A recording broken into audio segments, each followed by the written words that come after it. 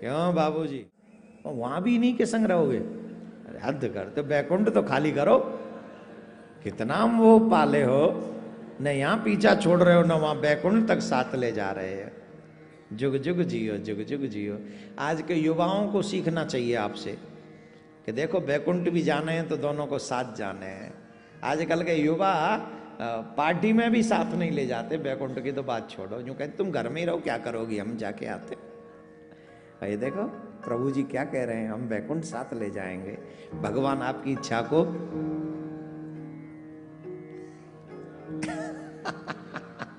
पूरी करे, पक्का पूरी करे। जय हो। और देव मैया भी खूब मुस्कुरा रही है, मतलब तैयार बैठी है संग जाने के लिए। इन्हीं के संग जाऊंगी मैं तो।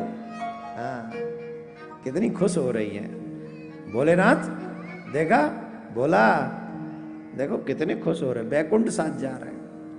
आओ हम बैकुंठ चतुर्दशी की कुछ अच्छी चीजें आपको बता देते हैं, जो आज तक शायद आप लोगों को नहीं पता था, और या किसी को पता होगा तो किया नहीं होगा। कल के दिन कार्तिक मास में, वैसे तो हर दिन कार्तिक मास में हर दिन दीपदान करने का एक अलग महात्म्य है। दीपदान हम कर सकते हैं तुलसी पे, दीपदान हम कर सकते हैं किसी नदी सरोवर के तट पे, दीपदान हम कर सकते हैं मंदिर में, अच्छी जगह जहां है वहां हम दीपदान कर सकते हैं। परंतु नदी के और सरोवर के या तालाब के तट पे नदी दीपदान का एक बहुत बड़ा महात्म्य है। उसमें भी गंगा और जमुना मिल जाए फिर कहना ही क्या, उसका तो फिर वर्णन ही नहीं कर सकते। तो कार्तिक मास में ऐसी कई कथाएं आती हैं कि एक बार देवर्षि नारद गए नारायण भगवान के पास और नारायण भगवान से कहा, प्रभु आपका नाम भक्त वत्सल है, आप दीन बंधु हैं, पर इन नामों की सार्थकता क्या है? आप कृपा करके हमको एक बात बताइए, आपके बैकुंठ में कौन आ सकता है? आपके बैकुंठ में कौन आ सकता है? अरे बोले जिसके अच्छे कर्म होंगे, जो हमारी भक्ति करेगा वो बैकुंठ आ जाएगा। तो बोले इसमें आपका क्या बड़कपन हुआ? फिर आप काहे के दीन बंधु हुए?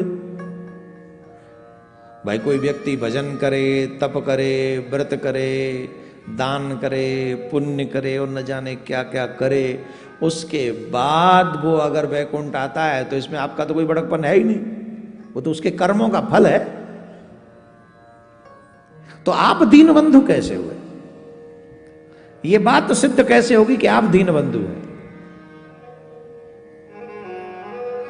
नारद जी से पूछा आप चाहते क्या हो? बोले हम ये चाहते हैं महाराज, कोई कार्य ऐसा करो कि कम उपाय में या कम प्रयास में व्यक्ति बैकुंठ आ जाए।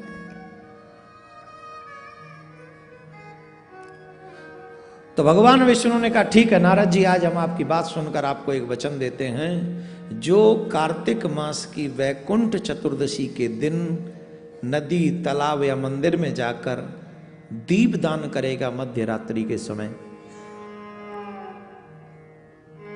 उसके लिए मेरे ये बैकुंठ के द्वार खुले रहेंगे और वो बैकुंठ आ सकेगा।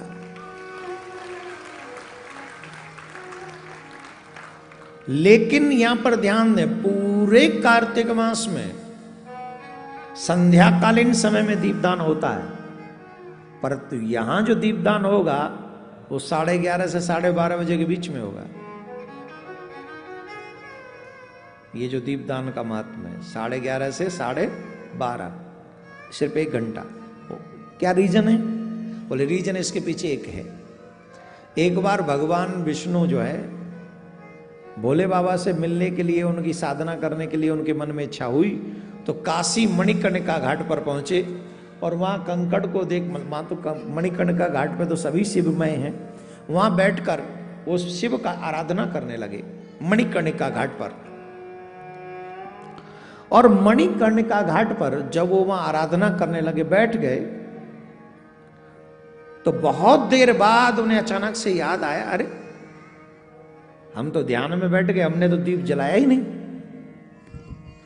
और वो मध्य रात्रि का समय था और वैकुंठ चतुर्दशी की रात्रि थी। तो उन्होंने लक्ष्मी जी से कहा, लक्ष्मी तुमने भी ध्यान नहीं दिलाया और हमें भी ध्यान नहीं रहा, हमने तो दीपदान किया ही नहीं, लाओ दीपक लेके आओ, दीपक जलाओ। तो फिर मां लक्ष्मी दीपक लाई और नारायण भगवान ने मध्य रात्रि के समय दीपदान किया। याद रखें, जो मध्य रात्रि के समय दीपदान करता है वो भी किसी जमुना, गंगा, नर्मदा, किसी आध्यात्मिक नदी, सरोवर के तट पर, तालाब के तट पर, वो सीधा बैकुंठ जाता है, और कहीं नहीं रुक सकता, सीधा बैकुंठ, उसके लिए पट खुल जाता है। कितना सरल है। लेकिन एक बात का और ध्यान रखें, वरुण देव 12 बजे के बाद सो जाते हैं। 12 से 3 के बीच में ये प्रयास। लेकिन एक और बात है, विशेष जगह पे ये बात मान्य नहीं होती। जैसे चंद्र ग्रहण हो गया, और चंद्र ग्रहण ही है 12 से 3 बजे के बीच में, तो चंद्र या कोई चंद्र ग्रहण के समय ये बात आएगी कि स्नान, ग्रहण से पूर्व, ग्रहण के मध्य और ग्रहण के अंत में स्नान करना है। तो विशेष समय पर ये वरुण देव की जो मर्यादा है कि 12 से 3 वाली, ये फिर मान्य नहीं होगी। तो कल भी ये विशेष दिन है, वैकुंठ चतुर्दशी है। वैसे प्रयास ये कर लें कि आप 12 बजे से पहले ही दीपदान कर दें। उसके बाद भी थोड़ा बहुत हो जाए तो वरुण देव से कहना, प्लीज तुम अपनी चिंता मत करो निद्रा की, हमें वैकुंठ की चिंता पड़ी है, इसलिए आए, क्षमा करना। एक और अच्छी बात हम आज आपको बता देते हैं। वैकुंठ चतुर्दशी के दिन ही जिसकी किडनी में प्रॉब्लम हो, जिसका लीवर खराब हो, क्या होता है, वो बदलवाते हैं, क्या बोलते हैं उसको, है ट्रांसप्लांट नहीं, वो जो है, अब इतने बोल रहे, बात तो वही है जो आप बोल रहे हो, वो हमारे कानों में नहीं आ रही ढंग से। हाँ वही जो अभी आपने कहा, बार बार उनको हफ्ते में, महीने में या चेंज करा, डायलिसिस बोलते हैं उसे, है, हाँ वही ना, वो चेंज कराना पड़ता है। अगर ये रोग आपके डॉक्टरों के पास जा जाकर भी पूरे न हो रहे हो और इसमें सुधार ना आ रहा हो, तो कल का दिन बड़ा महत्वपूर्ण है। 10 दिन में रिपोर्ट करा के देखेंगे तो अंतर पाएंगे आप। इसलिए कल बहुत तेजी से आप सबको कल रात्रि से पहले ये वीडियो देख लेना चाहिए।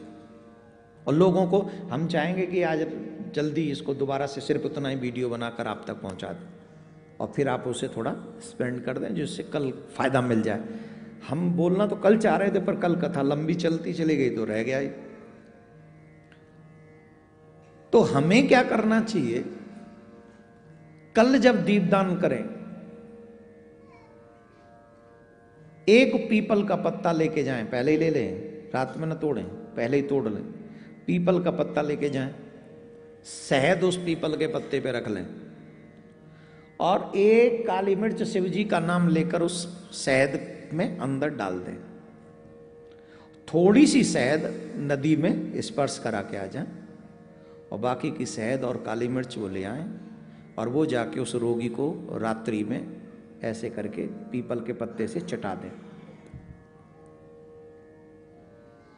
आप देखेंगे जिनका लीवर खराब है, जिनकी किडनी खराब है, जिनकी डायलिसिस होती रहती है, फिर भी बार बार होती रहती है, आप कल ये उपाय करके देखेंगे। 10 दिन बाद, 15 दिन बाद जब आप ये ट्राई करेंगे, दोबारा चेक कराएंगे, आपको जमीन आसमान का अंतर दिखाई पड़ेगा।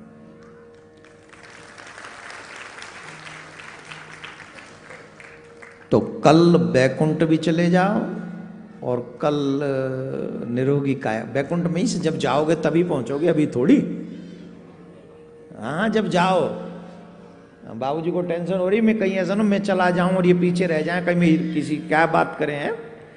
नहीं नहीं, अभी तो जी, अभी तो कई बार आएंगे हम कथा सुनाने, आप सुनते रहिए जोड़ के साथ ऐसे ही चकाचक। हाँ तो आप लोग सभी इस उपाय को अवश्य करें, जिस उपाय के करने से हमारे परिवार में भी सुख शांति रहेगी। और जितने लोगों के द्वारा अगर आप ये कार्य करा सकते हैं अवश्य कराइए, क्योंकि अपनों का भला तो हम सभी कर ही सकते हैं। अच्छा, ये ऑप्शन भी सिर्फ हम ही लोगों के लिए, सनातनियों के लिए, औरों को तो पता ही नहीं होगा बैकुंठ चतुर्दशी कहते किसको, उन्हें तो हूर के पास जाना है। किसके पास जाना? तुम्हारे यहां जिनको, वो उनको जो हूर कहते हैं ना, आपके यहां उसे अप्सराएं कहते हैं। स्वर्ग जाने वालों को अप्सराओं का भोग भोगना होता है, लेकिन जो प्रभु के भक्त होते हैं वो स्वर्ग भी नहीं जाना चाहते, वो सीधे ठाकुर जी के धाम। वहां अप्सरा अप्सरा कुछ नहीं, वहां सिर्फ ठाकुर जी और ठाकुर जी के भक्त हैं। तो बताओ, अप्सराओं के पास जाना है कि भगवान के? तो बैकुंठ अगर जाना है तो कल दीप दान करना।